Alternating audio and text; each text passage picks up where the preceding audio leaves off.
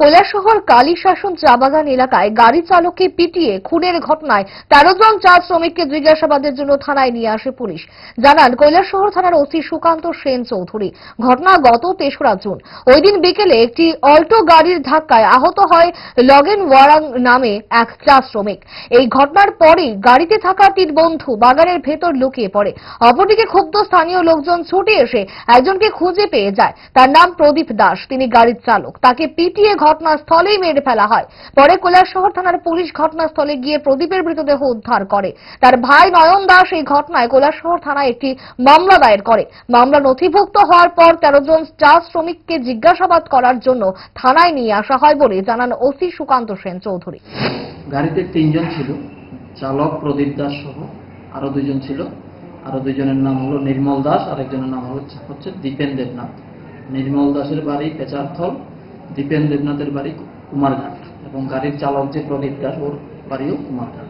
তো এই বাকি 2 জনকে কি পাওয়া গেছে?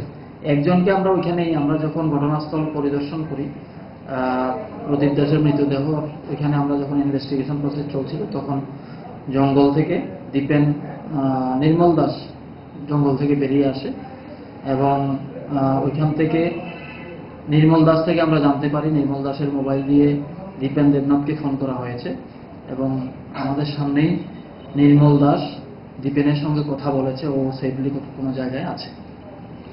তো এ ব্যাপারে কি মানে জিজ্ঞাসাবাদের জন্য বা কাউকে গ্রেপ্তার করা হয়েছে কি?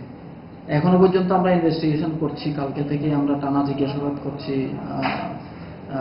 যে কালীশাসন চা বাগানের ম্যানেজার এবং ওই রাংরুং পঞ্চায়েতের যে প্রধান এবং ওইখানে সোশ্যাল ওয়ার্কার যারা বিভিন্ন সামাজিক অনুষ্ঠান কাজকর্মে জড়িত থাকে, ওদের থেকেও আমরা কিছু ইনফরমেশন কালেকশন করছি। পাশাপাশি যে কালীশাসন যে চা বাগান আছে এখানে যে শ্রমিকরা রয়েছে ওই দিনকে যারা যারা কাজ করেছিল, মানে গতকালকে যারা যারা কাজ করেছিল ওদের নামের লিস্টও আমরা কালেকশন করেছি।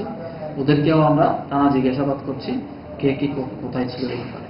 আজকে কয়জনকে থানাতে আনা হয়েছে?